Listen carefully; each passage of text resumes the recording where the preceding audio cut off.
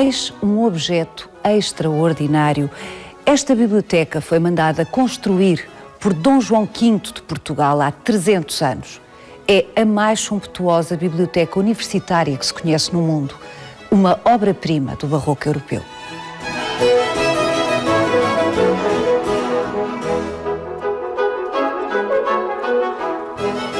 Para lá de peças como estas mesas de leitura, que qualquer museu italiano ou francês se orgulharia de possuir, a Biblioteca Joanina da Universidade de Coimbra conta ainda com livros que representam o que de melhor havia na Europa culta do século XVIII. Vai querer saber mais? Venha connosco nesta visita guiada.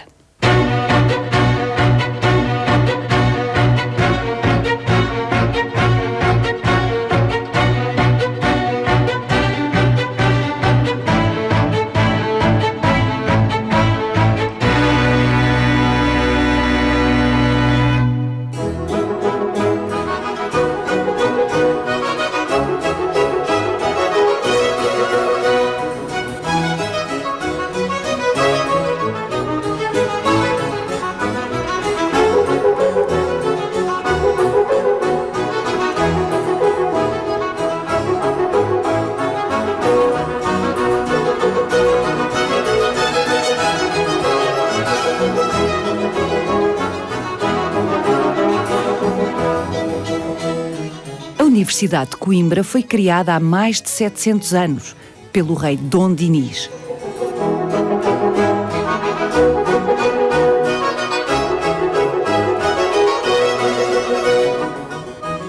Em 2013, a Universidade de Coimbra foi classificada pela Unesco como Património Mundial.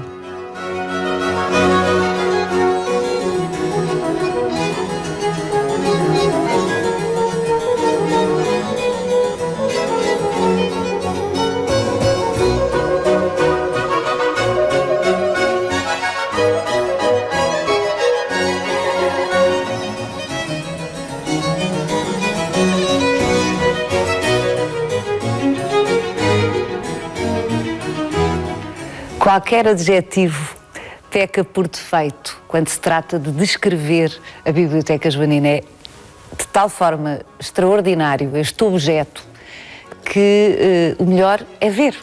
Sob que figura estamos nós aqui? Logo à entrada, na primeira sala.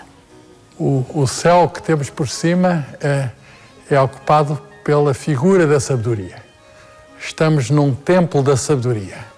Parece uma igreja, mas não é um templo sagrado. É um templo laico, é um templo dos livros. E a sabedoria preside em cada uma destas salas. Os outros tetos, portanto, são 3 salas consecutivas. São 3 salas consecutivas e a sabedoria vamos ver o outro. E a sabedoria está presente no centro de cada um dos tetos. O que significa... Em representações diferentes. Em representações diferentes. O que significa que quem entra aqui está sob a égide da sabedoria. Na primeira sala estão 4 figuras que representam os 4 continentes, a América, a Ásia, a África e a Europa. Aqui são mais figuras, outras 4, que representam a honra, a virtude, a fama. E estas figuras mitológicas são associações... E a fortuna. E a fortuna. A fortuna não podia faltar aqui. Aliás, a sabedoria tem de estar perto da fortuna. Convém.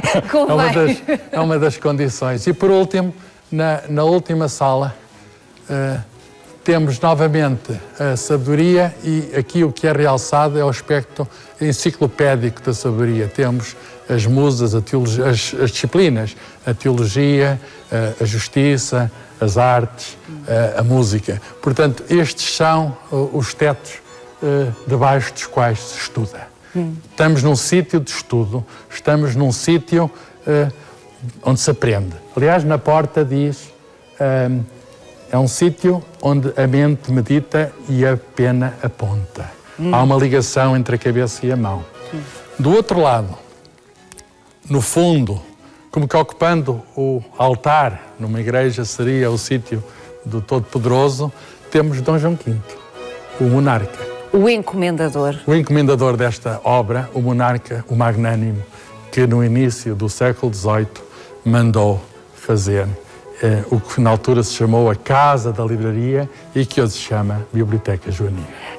Joanina, precisamente devido ao nome do seu encomendador, Dom João V, no caso, ele foi magnânime aqui. Dom João V foi de facto o soberano que garantiu a edificação desta obra e é justo que o seu retrato presida este conjunto das 3 salas. Debaixo do retrato há uma inscrição em latim que diz: feita foi de João V esta obra. A obra deve ser o espelho do rei. E de facto a obra é rica porque o rei era rico. A obra mostra este cosmopolitismo, é um reflexo do mundo porque o rei governava um vasto mundo. E era um rei rico porque... Império com territórios em todos os continentes. Todos os continentes. O rei Dom João V, aliás, o nome Quinto é da sucessão monárquica, mas podemos brincar e dizer que havia 1/5 dos impostos do ouro do Brasil que revertiam para a coroa real. Era um rei poderoso porque, na altura, tinha-se descoberto, no final do século XVII, minas de ouro no Brasil. Então o Império Português era um dos impérios mais ricos do mundo. Só um império rico podia, de algum modo, fazer esta obra. O reitor da universidade reparou que a biblioteca que dispunha aqui muito perto, aqui no Paço Real, que servia já de residência das escolas, que essa biblioteca não servia já às necessidades dos estudantes e dos professores. É normal, as bibliotecas... Portanto, existia uma biblioteca... Existia uma biblioteca antes. Aliás, desde que há a universidade, que há a biblioteca da Universidade de Coimbra está agora a comemorar 500 anos. Já quando a Universidade de Coimbra estava em Lisboa, havia aí uma biblioteca.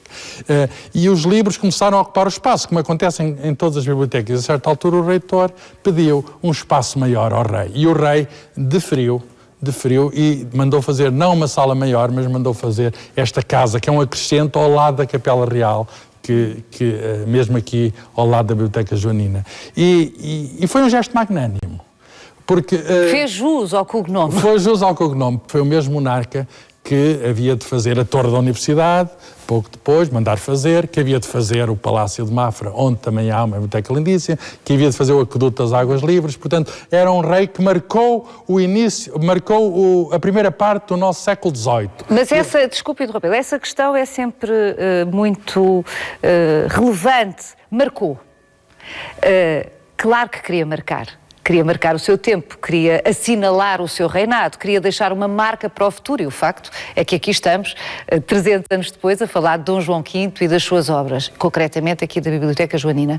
Mas ele era convictamente um homem amante do conhecimento, era um homem culto, ou era apenas mais um traço de vaidade, de querer deixar um rasto? Dom João V, que teve mais de 40 anos à frente dos destinos do reino, era de facto um homem culto. Por exemplo, ele lia muito, ele gostava de ler, ele passava horas infindas na leitura. Isto durante toda a sua vida. Esquecia-se até de jantar para ler. Na parte final da vida, já tolhido pela doença, o que se passava é que ele ouvia ler. E eram, digamos, as pessoas da corte que o ajudavam, continuava a querer aprender, continuava a querer saber. E tinha uma rica biblioteca no Paço Real, que foi destruída depois no terremoto de 1755. E portanto, o rei tinha um interesse grande, genuíno da parte dele. Ele, aliás, estamos no tempo das luzes. O século XVIII é o tempo do iluminismo. E o rei português era um rei plenamente consciente do espírito da época. Tinha casado com uma senhora austríaca e na mesma altura estavam a ser feitas bibliotecas, enfim, tão bonitas como esta, a Biblioteca Nacional da Áustria, que existe no Palácio dos Hofburgos. Mas o rei não apenas protegeu as bibliotecas e os livros, ele fundou a Academia de História, ele teve um observatório real, um observatório astronómico no próprio Paço, mandou vir um jesuíta de Itália que foi seu mestre de astronomia, e ele fazia questão de ele próprio realizar as observações. Ele mandou vir instrumentos científicos de fora. Era um homem atualizado que queria saber da ciência, que queria saber, cá está, da sabedoria.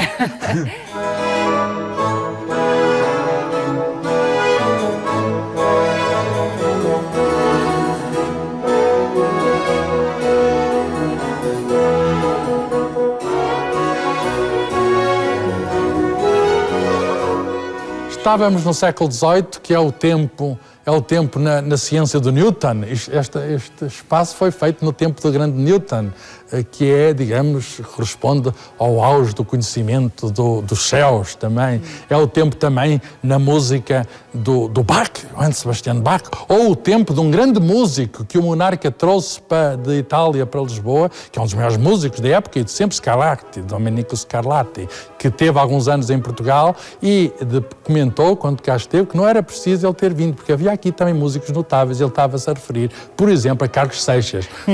Vamos ouvir um pouco de Carlos Seixas enquanto subimos à mezanine desta biblioteca? Muito bem.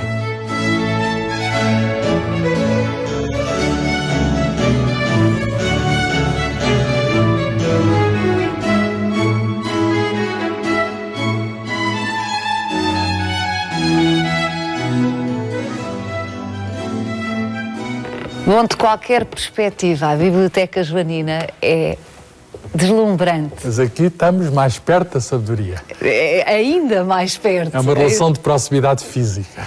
Mas, Carlos, este espaço, que é de facto um espaço que celebra e promove a sabedoria e o conhecimento, é, antes de mais, um objeto plástico incrível.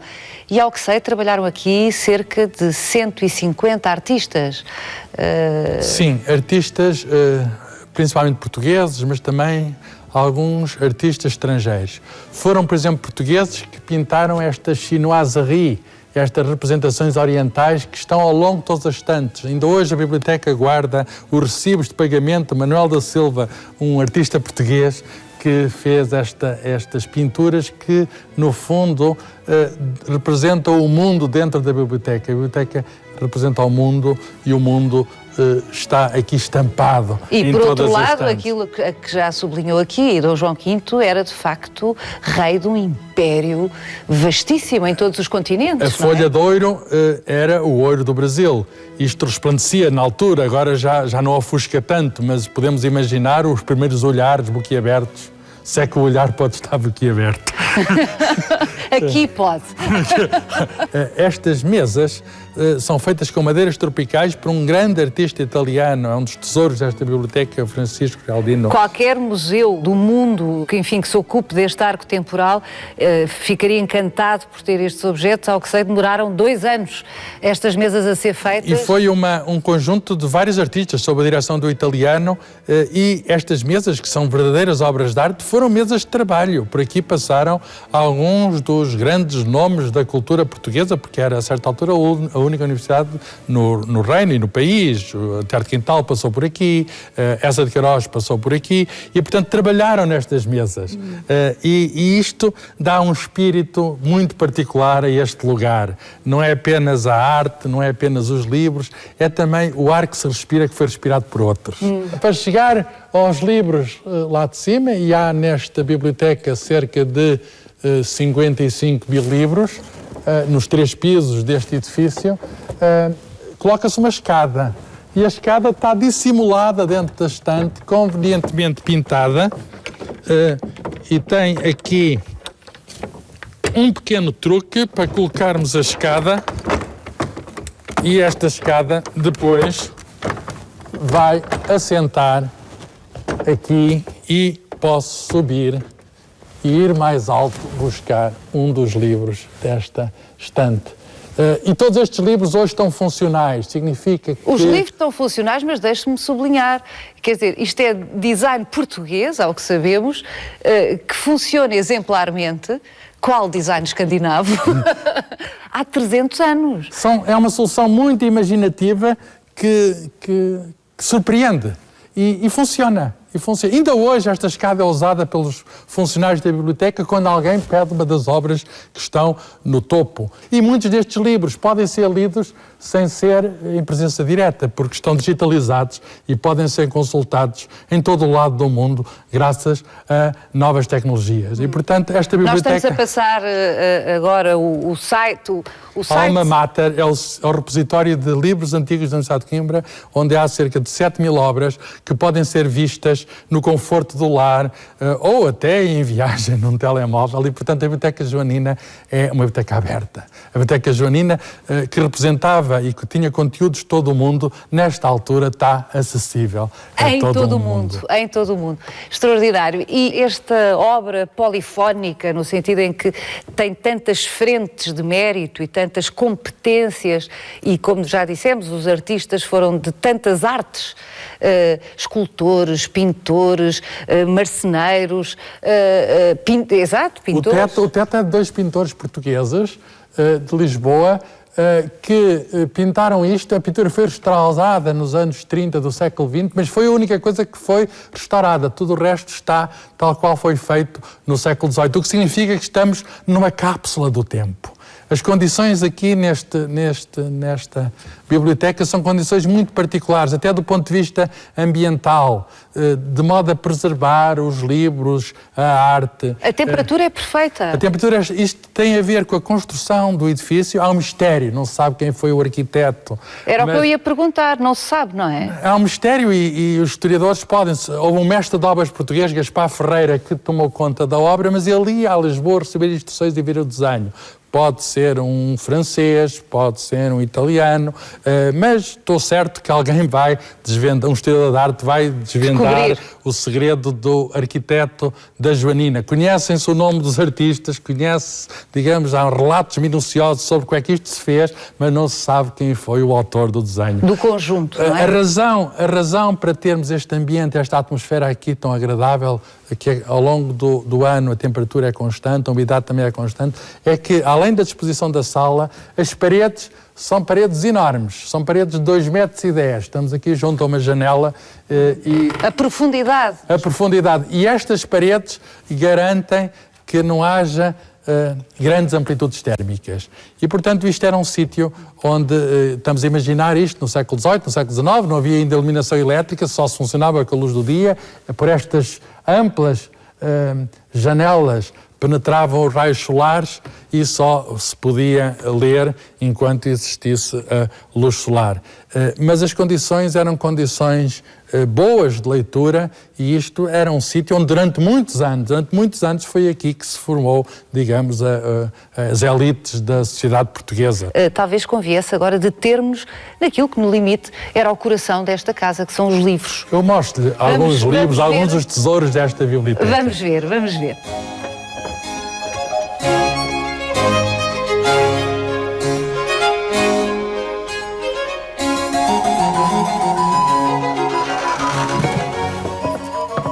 Venha por aqui. Tenho aqui uma seleção de alguns dos maiores tesouros da Biblioteca da Universidade de Coimbra para lhe mostrar. São tesouros de tal modo preciosos que só nos podemos aproximar deles com as devidas proteções. Claro. E selecionamos 4 obras fantásticas, todas elas, de 4 séculos diferentes. Do século XV, do século XVI, do século XVII e do século XVIII.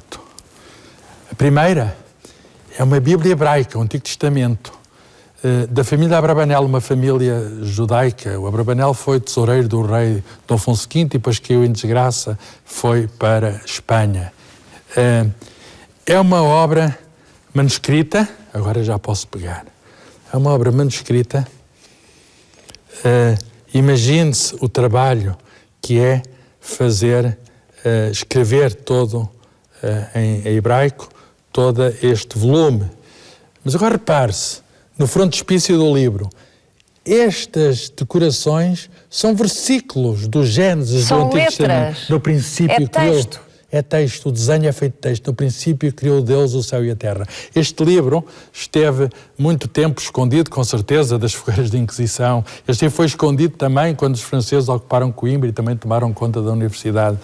Este livro está aqui e resistiu a 5 séculos e é uma marca que é possível resistir ao obscurantismo, resistir, digamos, a forças que são, de algum modo, forças escuras.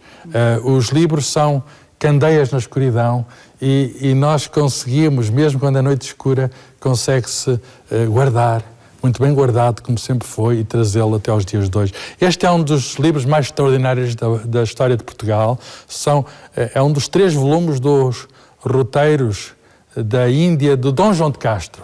Dom João de Castro foi o vice-rei da Índia, e esse vice-rei foi também um cientista. Ele vai de Lisboa, na carreira da Índia, até Goa, com a bússola na mão, a registar dia após dia todas as observações, na esperança de conseguir determinar a longitude, que era um problema, mas não conseguiu. Mas registou tudo, registrou inclusive correntes, marés, ventos, tempestades. E, chegado à Índia, ele faz estes mapas riquíssimos que mostram as caravelas portuguesas, que mostram os povoados portugueses, os castelos portugueses, os marinheiros portugueses. Vêem-se aqui. Vêem-se aqui com a bandeira portuguesa, e este livro...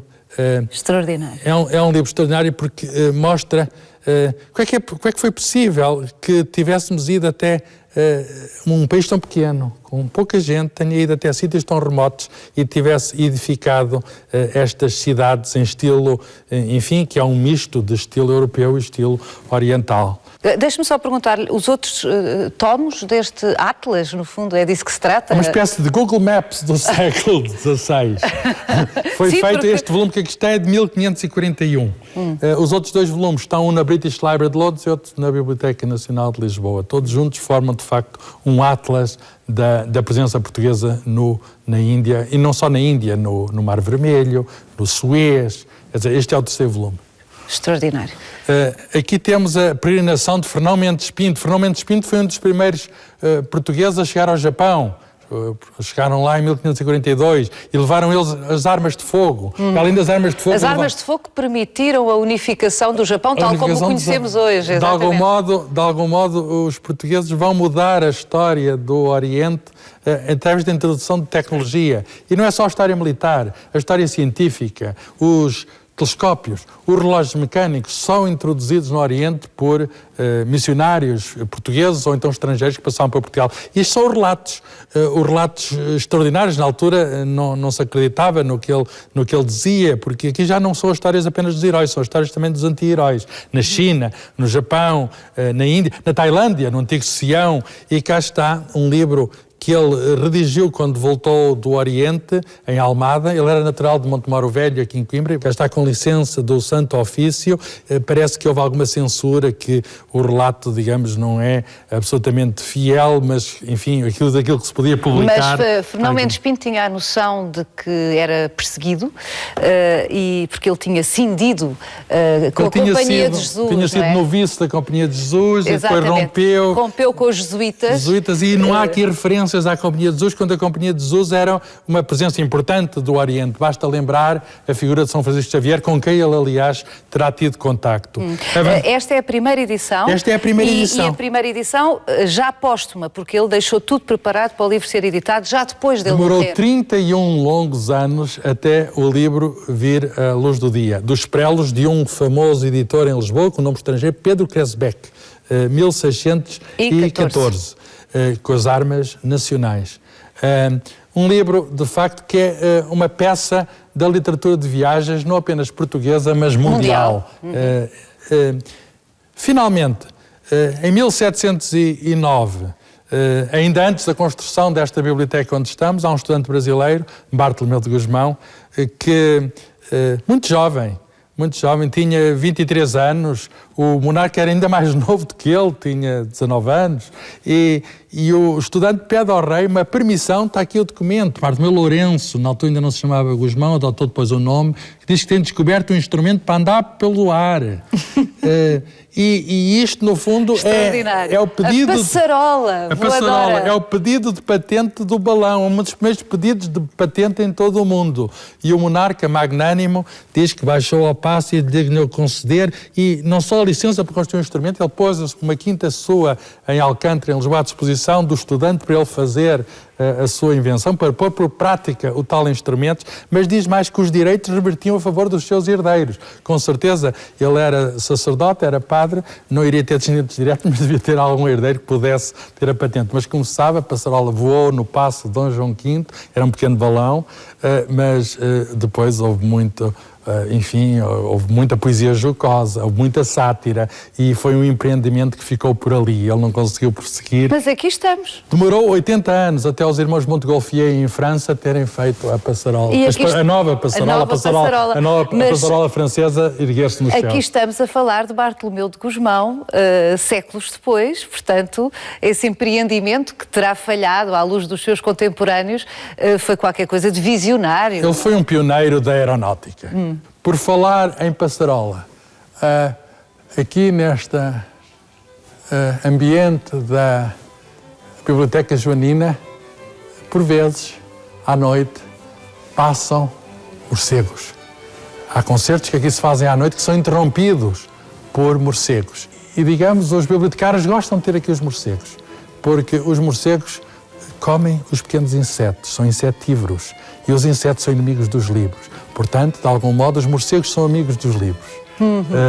E há aqui um ambiente especial, há aqui todo um ecossistema, também com animais estranhos que à noite pairam aqui, localizando os obstáculos através desse fenómeno natural que eles têm do eco e conseguem não chocar com as estantes, não chocar com nada do que aqui está, graças, digamos, aos mecanismos de ecolocalização que eles são dotados. Os turistas que aqui vêm perguntam pelos morcegos, eles não gostam de aparecer. Não gostam de pessoas. São muito recatados, mas são habitantes da biblioteca, são, de algum modo, os guardiões destes livros. Carlos, isto está tudo tão bem pensado que dir-se-ia que, depois de concebida e executada esta biblioteca, hoje com 300 anos, dispensava completamente mais cuidados aos humanos. Mas não é bem assim, porque os nossos amigos morcegos, os morcegos amigos dos livros, portanto, também nossos amigos, exigem, apesar de tudo, uma cautela humana, que é, todas as noites, tem que se...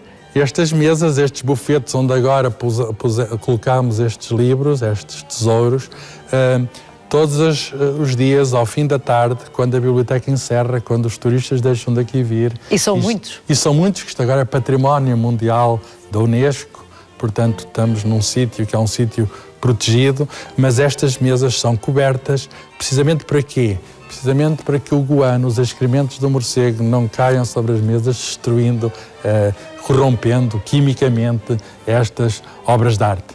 E isso é um ritual que se faz dia após dia, semana após semana, mês após mês, ano após ano, desde que a biblioteca, século após século, desde que a biblioteca existe, portanto, desde que ela ficou feita no ano de 1728.